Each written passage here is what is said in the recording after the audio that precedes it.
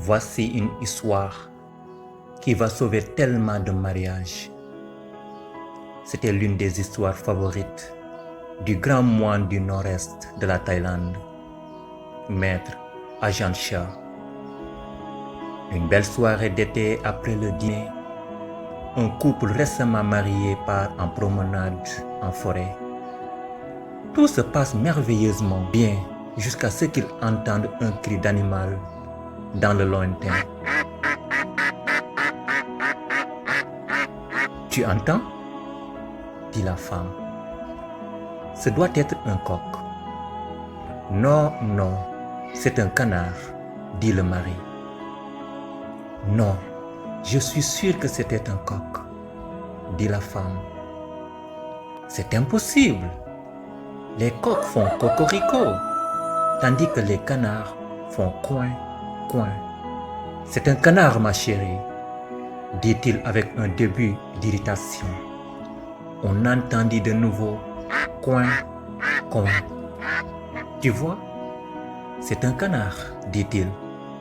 Non, chérie, c'est un coq, j'en suis certaine, affirma-t-elle, s'accrochant à son idée.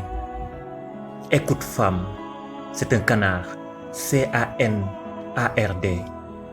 Un canard. Finiras-tu par comprendre? Dit-il avec colère. Mais c'est un coq, protesta-t-elle. Je te dis que c'est un canard, espèce de... Mais on entendit encore coin, coin. Avant qu'il ait eu le temps de proférer des insanités, la femme était presque en pleurs. Mais c'est un coq. Le mari vit les larmes apparaître au coin de l'œil de sa femme. Il finit par se rappeler pourquoi il l'avait épousée. Il se radoucit et dit gentiment: « Pardon chérie, je crois que tu as raison. C'est bien un coq.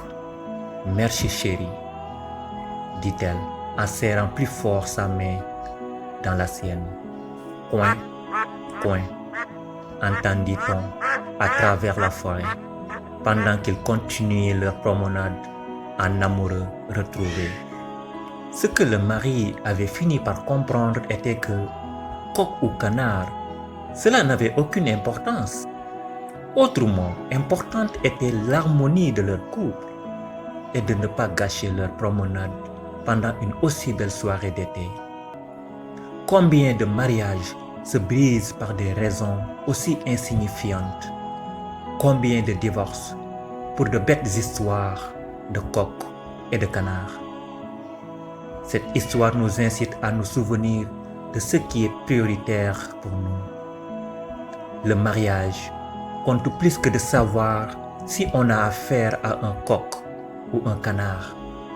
Par ailleurs, combien de fois étions-nous convaincus d'avoir raison, de façon certaine, positive et absolue, et de nous rendre compte ensuite que nous avions complètement tort? Qui sait? Peut-être était-ce un coq génétiquement modifié pour pousser le cri du canard, pour respecter l'égalité des sexes et faire en sorte que ma vie de moine garde sa sérénité.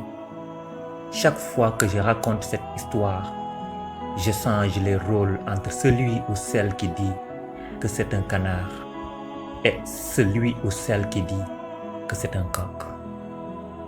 Mesdames et messieurs, vous venez d'apprendre une très belle histoire. Alors, partagez-la avec vos connaissances pour sauver des mariages. Et n'oubliez pas de cliquer sur le bouton s'abonner pour ne rater aucune vidéo. Coach Bombay, je vous adore.